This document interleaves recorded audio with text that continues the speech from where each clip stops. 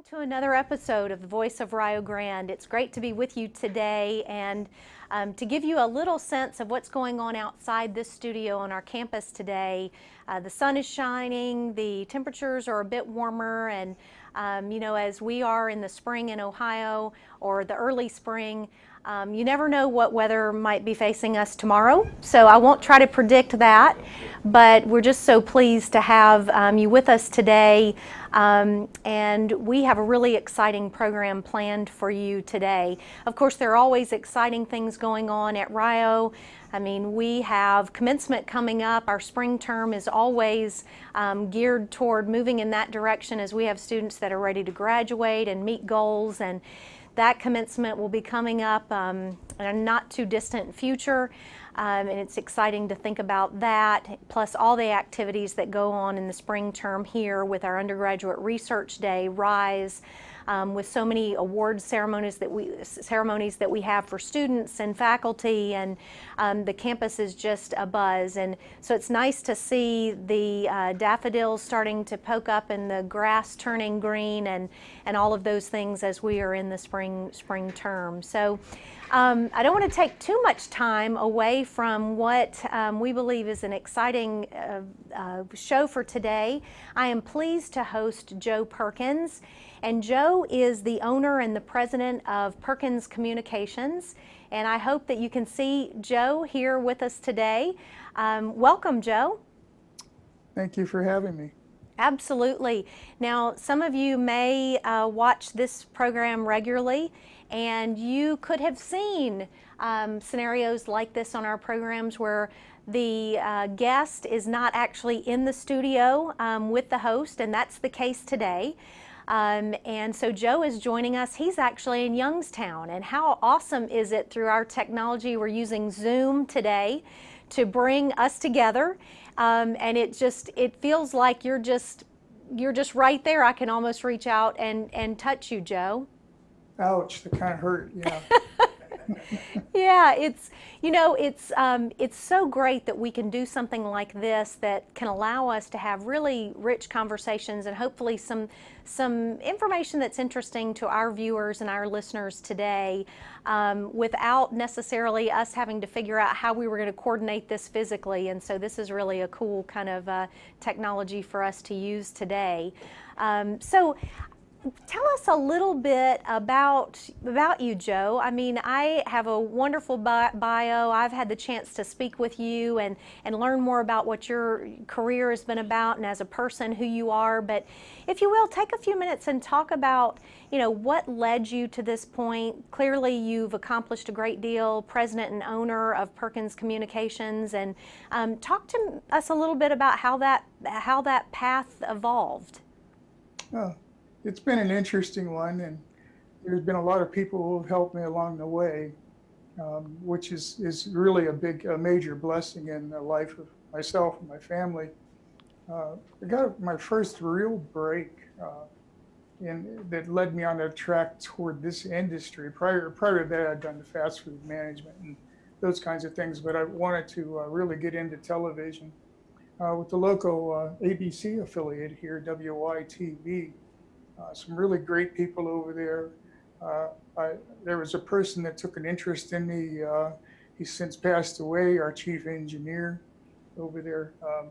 Wonderful thing. But besides that, I'd also done some computer graphics works. This is early stuff. We're using, if anyone remembers, the 486 computers. Absolutely. Okay, I wouldn't admit it, but they are back there a little ways. We're using those, and graphics computers in broadcast industry were on the order of hundreds of thousands of dollars, and essentially for 486 or lower with specialized cards. So working with those things on a daily basis, you start to think maybe there's some simpler ways to do some of the things a little more cost effective. And that's how Perkins Communications got started. We were looking for and identifying technologies that we're following the curve of technology, which we're still seeing today. Computer power doubles or quadruples every 2 years. Right. we took advantage of that, and it's been a pretty good ride for us. That's exciting, and just to see in your career, and as you talk about kind of the start and back to the 486, I remember that well, and I remember when the first Pentium machines came out and what that Yes. meant, and just that whole trajectory, and just what you've seen in your career with television, and especially as a champion for public access television. But seeing the great leaps and bounds from a technology standpoint, from a reach, from how news and information and public interest stories and shows are connected to people. I know you've seen just incredible amounts of progress there. Tell me a little bit about, because I want us to focus a little bit of our time on PTV. And I know that since, 2008, maybe the last 10 years, that's been a 24/7 broadcasting situation, and would love for you to talk about that, because I know that's one aspect of Perkins Communications, but the whole PTV and a little bit about what that's involved.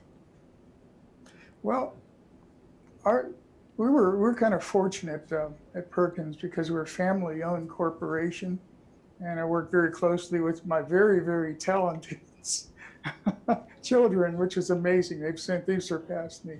But PTV is obviously being a public access channel.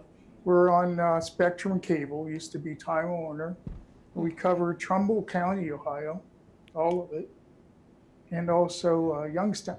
Mm-hmm. And the purpose is the viewers submit the content, and it's a total free speech venue. In other words, if you want to get up and rant about something you've seen in the news or whatever, we welcome that. Mm-hmm. We ask that you be respectful and follow certain guidelines, but it's free speech. And we're going to air that whether we agree with it or not, or whether we think it, some people may find it offensive or whatever, as long as you keep it clean. Mm-hmm. I think that's an important thing to have within a community. Yeah. And so we've had our support behind it since then. It's also been a great engineering challenge, which is a lot of fun. And again, I've been lucky to have my staff and my family around there for that. Yeah, that's wonderful. That's hard to beat, and especially when you see your children and your family kind of coming up in that business, and like you said, our children tend to surpass us in what we know, and I mean, we're surrounded with it every day here on our campus as our students are growing and learning and really challenging us. And that's a direction I want to go for a minute if we can, and then I'd like to come back and talk about some of the things that you really educated me on in an earlier conversation. But I'd like to talk a little bit about your relationships and connections you've had with higher education, because one of the things we're really excited about are some of our programs that we produce here that I think they're fabulous, of the kinds of topics and the production and the work of our students and our staff that goes into all of that, and just it's always exciting, never a dull moment. But I know that's something that you're interested in working with us on, and that's a real community university partnership. But I know you've also done some work with Ball State, and I know that you went to Youngstown State and you've had some partnerships there. But talk a little bit about your higher ed connections. Well, it's been very productive. Here in Youngstown, we have Youngstown State University. You guys may have heard of Jim Tressel. Mm-hmm. He's running that now. The head of teleproductions is Dr. Adam Earnhardt. Really, really great guy. And we've had lengthy discussions, very friendly ones, and undertaken some projects together. I think that's the epitome of it. Whenever you have students producing content, whether in a studio in a formal setting or using now cell phones that have high definition cameras in them, and then editing them together and then submitting them, I think it's important that there's a venue in which they can display those videos. YouTube's nice, Facebook's nice, but you're preaching to the converted, aren't you, with that? With television, you just let it out there, you let it fly, and you see what kind of feedback you get. And it's kind of good to hear the stories we hear from the students where, people from different generations said, I saw you on TV Right. That's a pretty good thing. I Yeah. think there's a lot of room to grow. There have been a lot of people who say that television broadcasting is on its way out. I think just the opposite is the truth. I think it'll become more and more inclusive, less focused on the 28-minute or 22-minute television production, but finding ways to be interactive. Right. And that's when it's going to happen. If you can imagine that, and somehow we can link your efforts down there with our efforts here, and your audience with our audience, and we begin to spread that across the country, you have a pretty significant market share. Mm-hmm. And that's what broadcast TV talks about, is market share. But Right. in our area, it's more, we're getting hearts and minds and interaction between people who wouldn't otherwise interact. So I think that's pretty exciting. Yeah, I do too. Absolutely. I think there's a lot of synergy between kind of the philosophy and the approach and where you see things going and how that can interact with education. And so I think that leads me to something I've learned a great deal about just talking to you and doing a little bit of reading to make sure that I am like even somewhere close to understanding all the things that you work with. But talk to us a little bit about what the PEG channels are and kind of how that got started, and just help us understand that, because I don't think that that's a term or a lot of understanding that as a public that we have, that we really know what that's all about. Well, PEG channels would stand for Public, Education, and Government. Those are three categories in which cable companies traditionally set aside channels such as the one that we're on right now. One for the use of the public, that's us. Whatever the public submits, we broadcast. One specifically for the needs of education and maintained by educational institutions. And one for governments. In a lot of towns you visit, you'll generally turn on and see a city council meeting or something of that sort. Mm-hmm. Those have increasingly been combined into one channel per market. That's kind of what happens. There's one cable originator is what we're called, who can keep the whole thing going. There are well over 140 PEG stations in the United States. Wow. And there are actually a few in Australia, which is kind of interesting. We all collaborate. We all share our shows with one another. So anything that you submit to PTV is submitted to all of those other stations and vice versa. Mm-hmm. We even have Emmy Award shows, Emmy Award ceremonies every year. I haven't won one yet, but we have them. A lady from here has won them, 6 of them, by the way. Wow. In Trumbull County. She does an excellent show. So that's PEG Media. Okay. And originally that was a set aside. Money was set aside from cable franchise fees to fund these initiatives. Hardly any stations enjoy that any longer. There's a few on the West Coast and the one in Manhattan, I believe. New England is still very aggressive about supporting public access and funding it, and they win all the Emmys. But so that's PEG. That's what we are. That's pretty interesting, because I think that we see kind of the output and we see the results of that, but not really clear how that was structured. And like you said, the original funding that might have been there is no longer, and we see that in so many sectors. Thinking about kind of the future of things, one of the things that you said a moment ago really resonated with me when you think about kind of where things have been and where you see things going, and kind of is this thing that we're used to, is it dying, or does it have potential in the future? I think like on our college campuses, that's been an issue that we've looked at in a lot of areas. One of them have been in our libraries.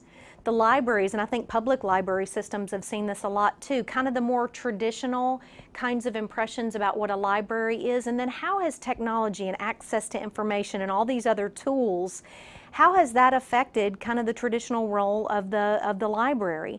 And what we've done on a lot of our campuses, and we're working on here, is transitioning that library into more of a learning commons that's more holistic and really uses the technologies and capitalizes on those things.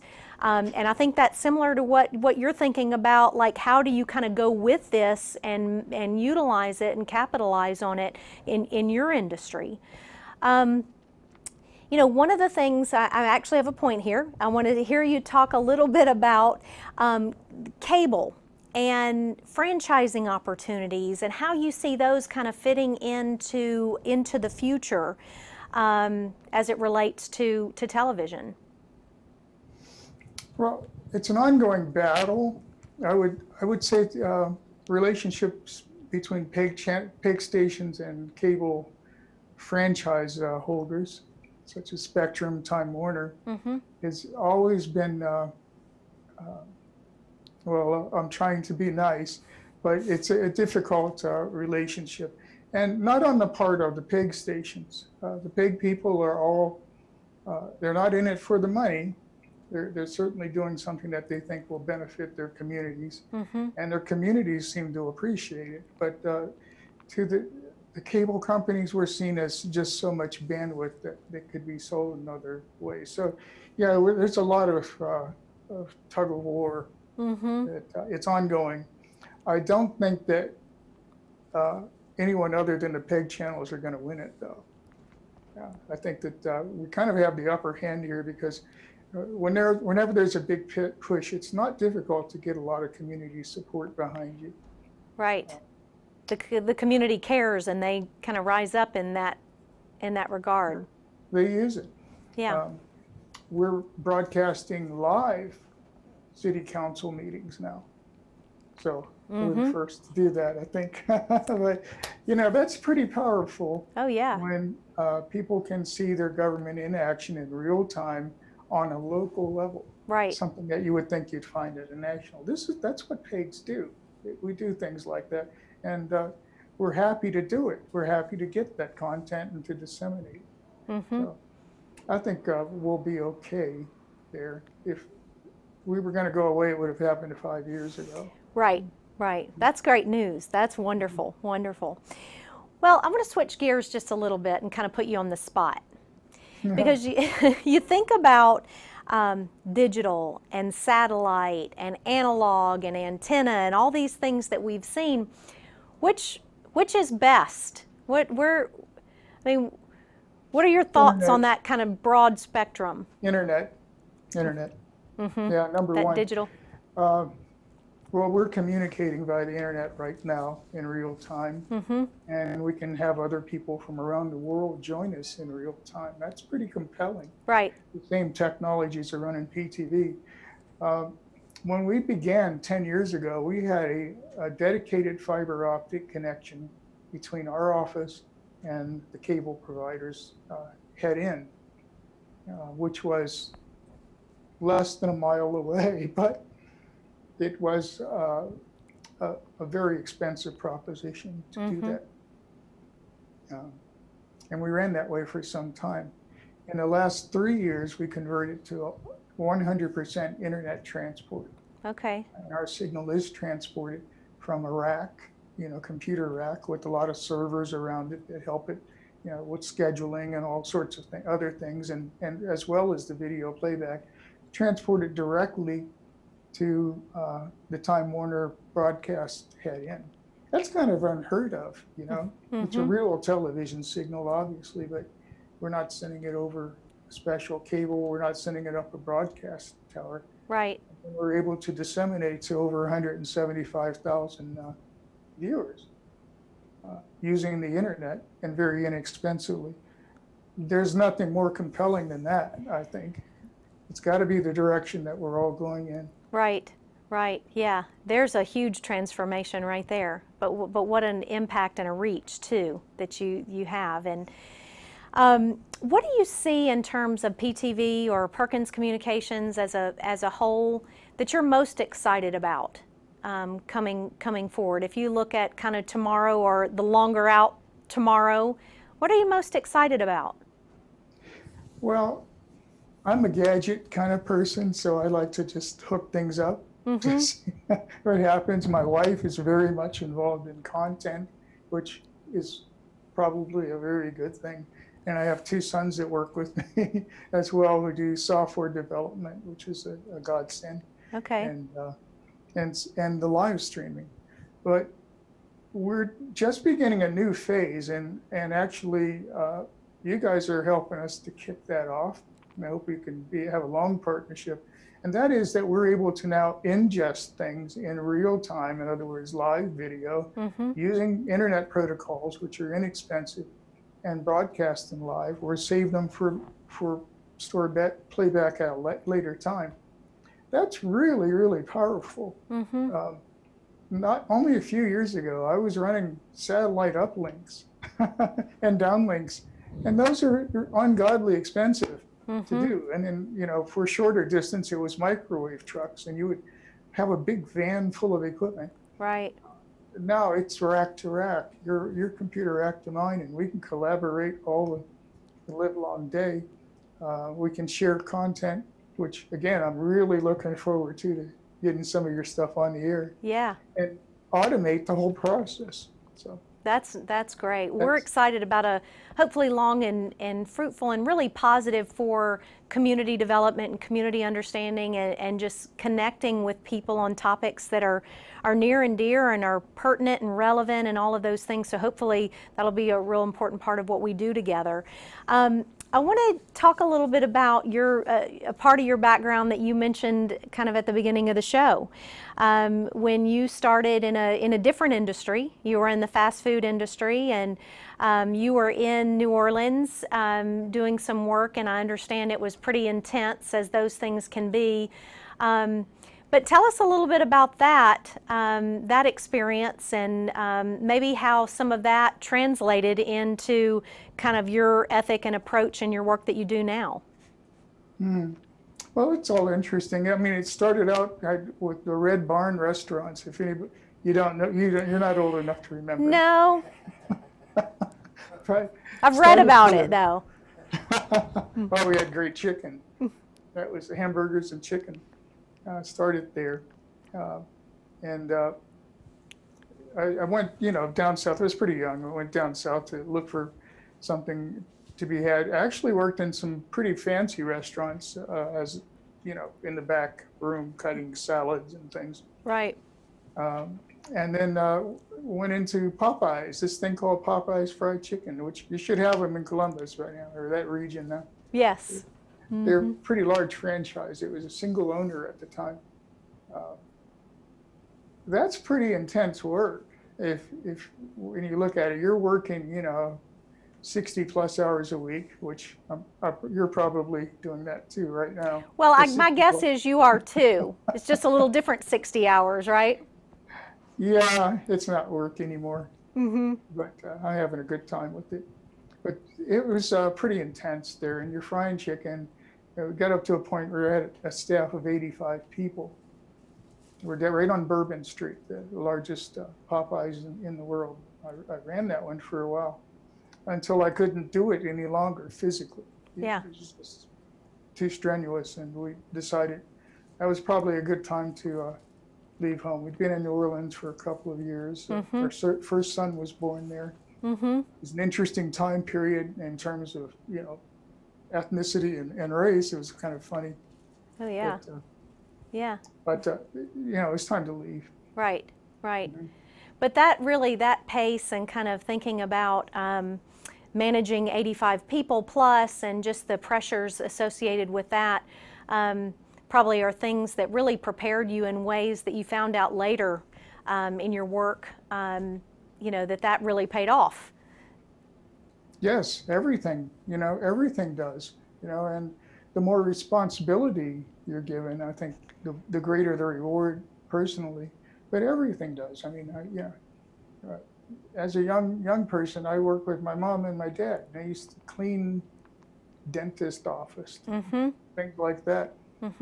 I loved it. I absolutely loved it because I was spending time with my parents. Oh, yeah. Yeah, it was great.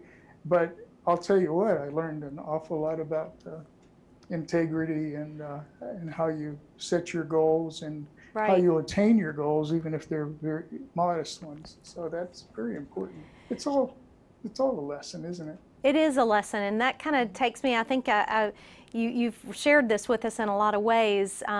For people who watch my show, and I like to talk to the guests about just kind of some words of wisdom, some advice to live by. I mean, it's just phenomenal, the guests I've had, and Joe, you've just, I mean, you're a testament to hard work and growth in a profession and seeing things through and being committed to community and all those things. But what kinds of words would you share with our viewers today as far as just some words of wisdom or things that you felt like you've lived by? I think you've shared some of those. Mm-hmm. Well, you know, I'm probably 30% of whatever it is that I have, and the rest is other people helping me. And people are willing to help you, believe it or not, no matter who you are. There are a lot of good people out there. And I was very, very lucky that some of those good people were right here in my own family, you know. So, you know, my wife is, all that I put her through. It's pretty amazing, you know, that was able to, well, I won't say any more there. But then I was blessed with really great children, and, you know, they pursued education and came back and worked for our company and contributed skill sets that I don't possess. So the list of people who have helped me, Ball State, there's a lot of folks over there. It's amazing. And there are people out there, if I were to say anything to any student out there, that there are people that will work with you, are eager to, you will find them. You're going to have ups and downs and disappointment. Some of those will be from people. Right. But on balance, the deck it's not stacked again. How would you say? It's in your favor. Yeah. In your favor. You have to keep that outlook. And when you set your goals, focus on them and don't let go.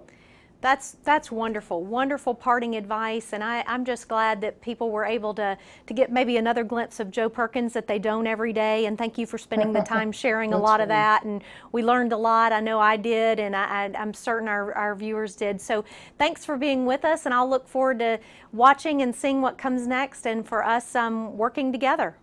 It's going to be great. I'm looking forward to working with you guys. Great. Thank you, Joe. Thank you.